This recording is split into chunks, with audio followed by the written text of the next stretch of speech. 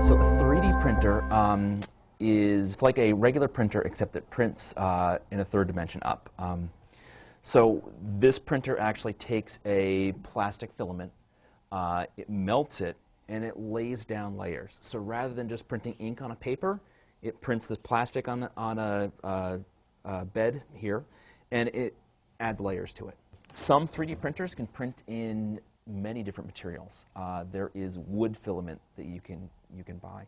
There are 3D printers they're making now that will actually print with food, so chocolate. So you could make little sculptures. This is actually a deer. So this is actually, you can see the sort of outline of the back legs of the deer. And then this material is actually all support material. Printers are not good with overhangs. So the head and his chin is an overhang, so it printed support material for it. Some of the simple concepts. So there's that deer that is finished. But this just being able to do, the term they use is rapid prototyping. Being able to say, hey, I want something for my computer. I want a case for my computer and being able to print it. I want this and being able to design it and print it. And rather than going down to the store and just buying the same thing that everybody else has, you can customize it, you can make it. And when this kit was ordered, it came in pieces. And I had a bunch of the middle school students help me put it together because that's so much more valuable for them. And so some of the uses for 3D printers, number one, with kids, just to have something hands-on, tangible that you can print is pretty remarkable. I've been trying to get kids into computers. This is sort of the next step. Using the computer to make something, have something tangible that they can walk away with. So to get the kids excited about something, excited about hands-on work, you know, that's one of the reasons why I wanted to do it. The future of 3D printing is not Star Trek-esque, where you can just print off whatever you want instantly. I want to say the Dominican Republic, I'm not sure. They got a 3D printer. The first thing that they printed off was umbilical cord clamps. This material is, the material I have in now is, I don't know if it's sterile exactly, but it is food safe. So you can actually print a cup and drink out of the cup. There's all kinds of things. I think they just brought one to the space station so that they could use it there to make things that they needed to make. People are figuring out ways. I've seen articles where people have printed out a 3D model of an infant's heart. So they could actually do the surgery that they needed to do on that test heart before they got in there, and it was a perfect model of it. There are people who have, there's actually a group of people using 3D printers to print 3D prosthetics for people who need them. Where a regular prosthetic would cost $50,000 to make it custom to the child, you can print one of those here. The amount of kids that have used the coordinate grid, have heard 3D stuff, X, Y, Z axes, but being able to see it here, to see it all working together is just, you know, you see that light go, wow, okay, that makes sense now. It's not something that you have to go to school to become an engineer and spend 10 years working with a company before you have hands-on with this sort of stuff. It's remarkable.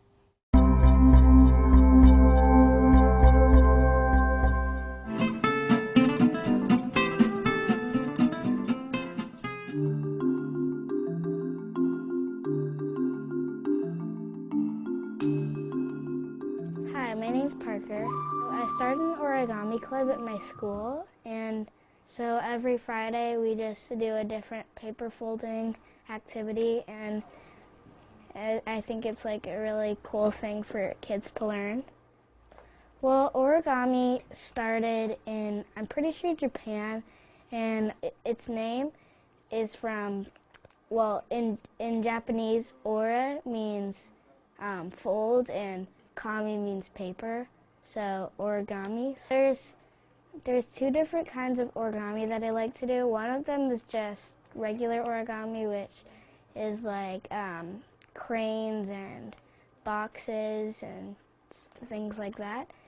And then there's another thing called 3D origami, which is you fold hundreds and even sometimes thousands of little rectangles into this unit, and you connect them into all different shapes and sizes, and you can make pretty much anything with it. Well, every day after school, everybody wanted to like learn how to do stuff, so I talked to my teacher, and we decided that it would be a good idea to start a club. The club could help people like in math, possibly, because it might help people just try like think in patterns and stuff like that. So a lot of origami masters live in the United States. The one that I like the most is someone named Jeremy Schaefer, and he lives in California, and he designs like all of his origami, and they're all really like clever things, and like a lot of them move, like, and they're all just really cool things. He doesn't do like any cutting or taping. It's all from one sheet of paper. Well, I recently made this 3D origami teddy bear I made 2 of them for my friends for their birthdays, so they were really cool. I've never really taught people before. I think but I know that people like, and they've never done it before, so I want to go slow for them. I've just recently discovered like 3D origami, and so I really want to make. I've made a lot of small things, and the teddy bear is the biggest thing I made. And well, I attempted once a biplane. It didn't go so well though, and so I want to make bigger things with that. Like there's like a whole bunch of variations of like a peacock that's like really huge. It's really big, and it has over 1,000 pieces. The first thing I ever did was a swan, and it has about 400 pieces, and it took me about 6 hours to do. Origami does not use any tape for cutting. It's all folded from a single square sheet of paper. Well, it doesn't have to be square, but it's normally square. It's just all folding. And if you cut or tape or anything, it's called kirigami. It's not origami. I taught myself. It was a long time ago when I was on the computer and I was really bored, and so I was looking up crafts, and then I looked down at the related items box, and then there was origami, and I decided to see what it was, and I really was interested in it, so I just kept doing it a lot. So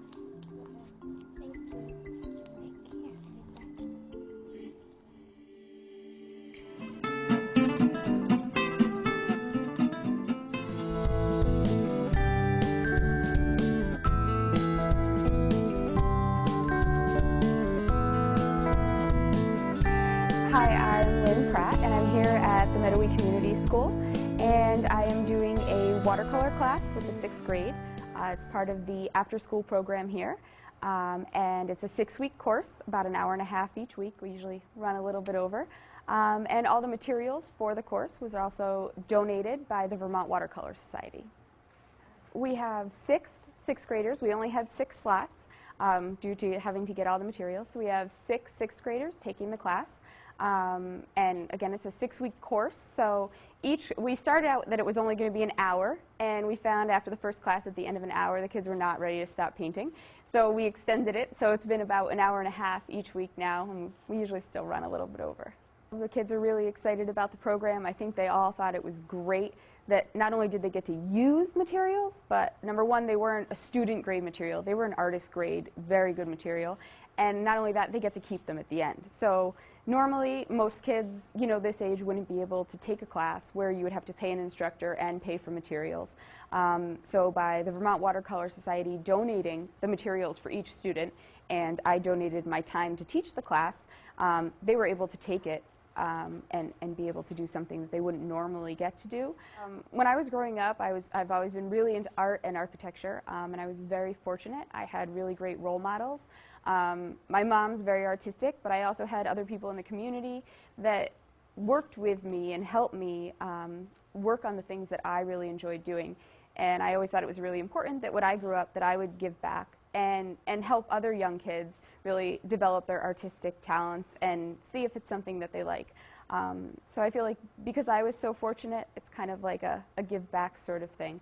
And it's just great. I've found that it inspires me to watch the kids paint, because then I go home and I'm all excited about it again too. Each week they go home with a somewhat finished piece. This was a beginner class. So in the beginning we just did, you know, a flat wash and how to do a sky. We've been working on how to do snow. So the last couple classes, they've gone home with an almost finished piece. Part of taking this class was that they did agree that they had homework. So at the end of each class, they go home and they work on it a little bit so that when they come back for the next class, then they can all show each other their progress. So the class started because this school has a program with the 6th graders where each year, at the end of the year, the 6th graders decide what they think they might want to do, and then they pair them with a professional in the area to help develop those skills and give the kids an idea whether they go to work or whether they just do the things with them, to give them an idea of what that profession really is like. Top peak of the snow that's in the sun on the top. You want to make sure that that snow on top of your can stays nice and bright and white. So remember to add like some darker areas so it's not all just one. So like while it's still wet, add just a little bit more into it, and then your bottom area will blend. So now if you do this one, if you just wet part of it, then you don't have to worry about running into that next one.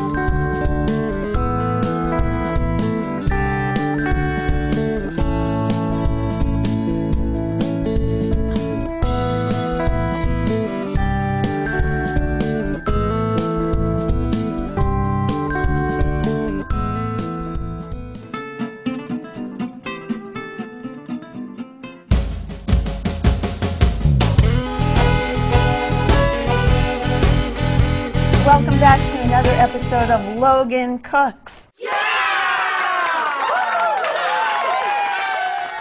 Okay, so here we go. So what ingredients do we need, Logan? Well, first we need a package of Oreos, a package of cream cheese softened, and we need some chocolate to dip them in. So what do we do first? Well, first we gotta put our Oreos in the blender. Now, be careful. It has a very sharp blade, and I've lost a couple of fingers using this thing. Would you like to help me put them in? Yep. Now the Oreos are all in the blender. We're going to put the top back on the food processor and start it up. Alright, well, we're back. We have the crushed up Oreos. We crushed them up in the food processor. And remember, if you don't have a food processor, you can always crush them up with a rolling pin or hit them with a mallet or something like that. Now, we're going to put the cream cheese in. Now, I've cut it up so it'll be easier to put in.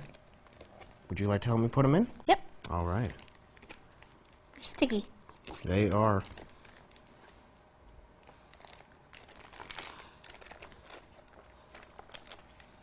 All right, now we've got that in, we're going to mix it up with our hands. If you don't want to do this, you can always mix it up in a food processor too.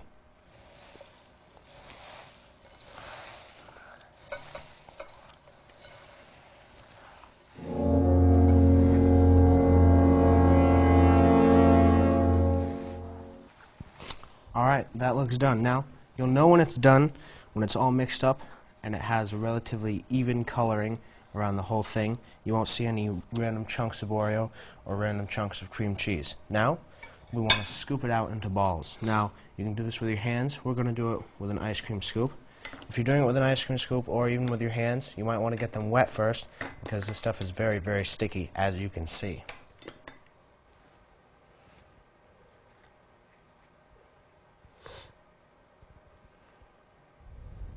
Now, even if you are using an ice cream scoop, you may want to use your hands to get them into a better shape of a ball. Ronan, would you like to do that? Sure. All right. Would you like to smooth these out? Sure. All right. Let's smooth them out.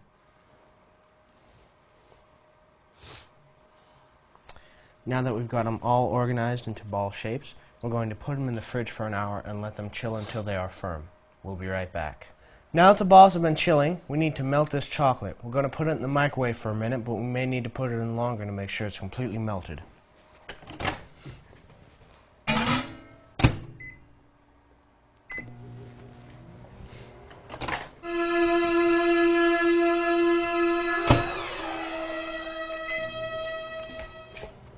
What are you doing? Nothing? Oh, okay.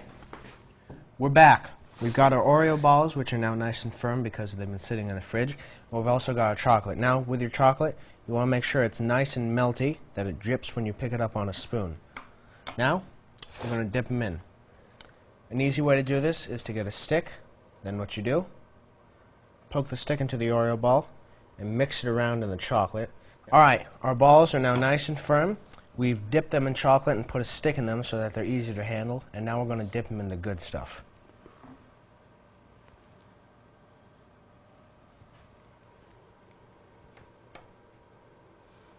Are there any special tips people should know about this recipe? Well, you want to remember to, once you've made the Oreo balls and formed them into balls, to put them in the fridge for at least an hour. You want them to be very, very firm and nice and cold, or else when you put them in the chocolate and try to put them in the sprinkles, they're going to fall apart. What do you say we give these things a try? These are Logan's chocolate Oreo balls.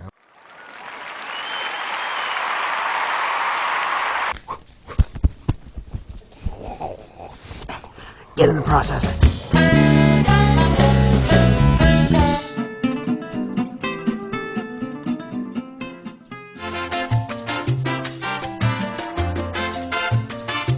Hi, my name's Montgomery Crane. Welcome to Crafts by Crane. This is my assistant for... Where's Frankie? I'm Frankie Crane, and today we are going to show you how to make a sock animal. Here's what you'll need. You'll need Sharpie markers or scented markers, whichever you like, but I prefer Sharpies. Pipe cleaners. You'll need feathers if you want, some glue, and any kind of googly eyes. You'll also need some decorations on it. You'll need little flowers, gems, and maybe something to put in the hair, like this. And of course, you'll need a sock. You'll want to steal some from your dad's sock drawer, which we did. So the first thing you'll want to do, grab your stuffing, and you want to crinkle it up into balls. You want to rip it, and then you want to crumple it up into a small ball that can fit into the sock, and fill it up, and then tie it.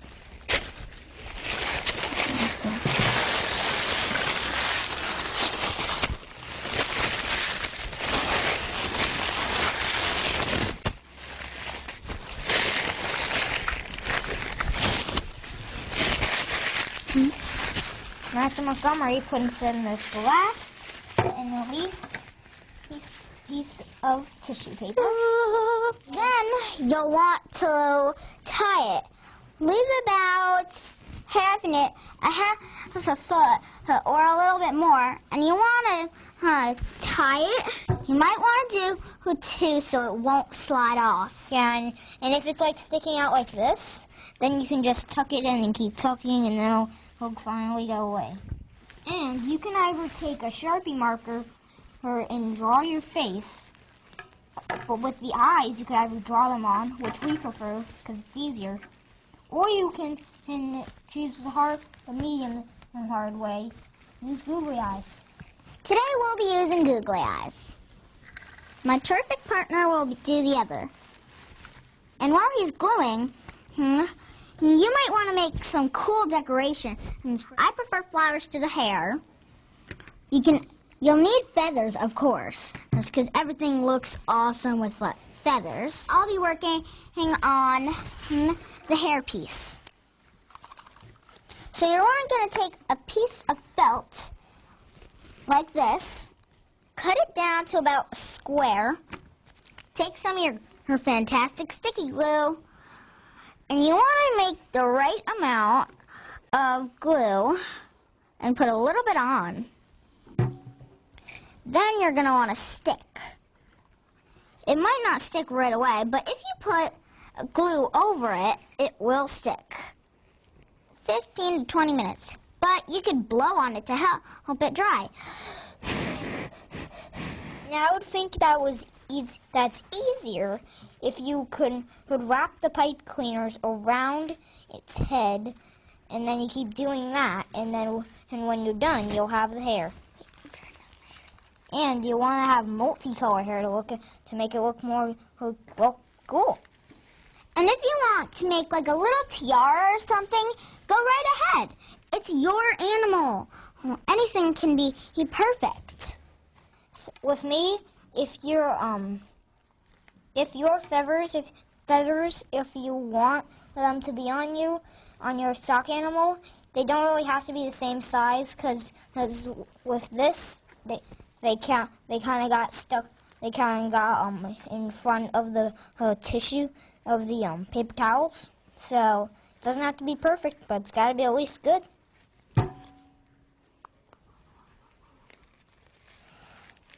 And then you'll want to crown your prince or princess. And there you have it, your very own stock animal or monster. Give yourself a beautiful pat on the back. Remember, this is used from things you find around the house or things at the craft store. See you next time. Bye.